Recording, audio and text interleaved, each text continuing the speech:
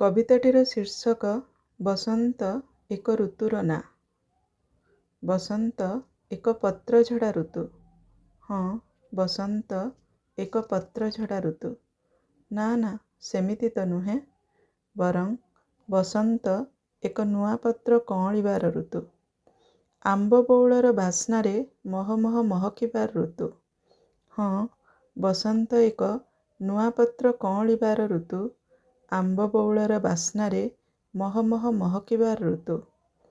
ପତ୍ରଝଡ଼ାରେ ଯାହା ମୁହଁ ମୋତେ ବୁଡ଼ାଇ ଦିଏ ବିଷାଦ ମେଘରେ, ପତ୍ରଝଡ଼ାରେ ଯାହା ମୁହଁ ମୋତେ ବୁଡ଼ାଇ ଦିଏ ବିଷାଦ ମେଘରେ, ନୂଆ କଅଁଳ ଛନ ଛନ ପତ୍ରଟିରେ ବି ମୁଁ ଖୋଜେ ତାହାରି ହିଁ ମୁହଁ।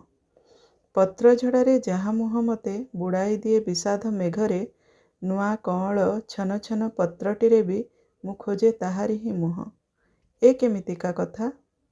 ତାର ମୋର ହୁଏ ନାହିଁ ଭେଟ ସିନା, ତାର ମୋର ହୁଏ ନାହିଁ ଭେଟ ସିନା, ସେ ଥାଏ ମୋ ଭିତରେ, ସେ ଥାଏ ମୋ ଭିତରେ ବାସ୍ନା ପରି, ଥାଏ ପବନ ପରି, ଥାଏ ବାସ୍ନା ପରି, ଥାଏ ପବନ ପରି, ଫୁଟୁଥାଏ ବାସୁଥାଏ ଚହଟି ଯାଏ ନିଷ୍ପାପ ଫୁଲଟିଏ ପରି, ଫୁଟୁଥାଏ ବାସୁଥାଏ ଚହଟି ଯାଏ ନିଷ୍ପାପ ଫୁଲଟିଏ ପରି।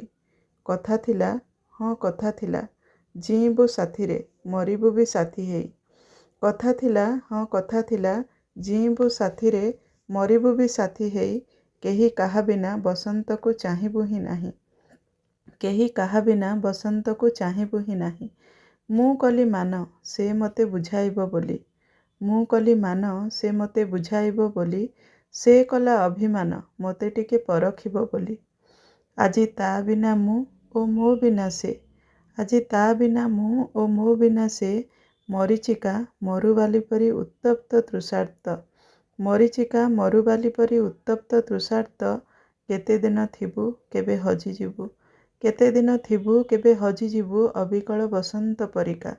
କିଏ ଜାଣେ, କହ କିଏ ଜାଣେ। ଧନ୍ୟବାଦ।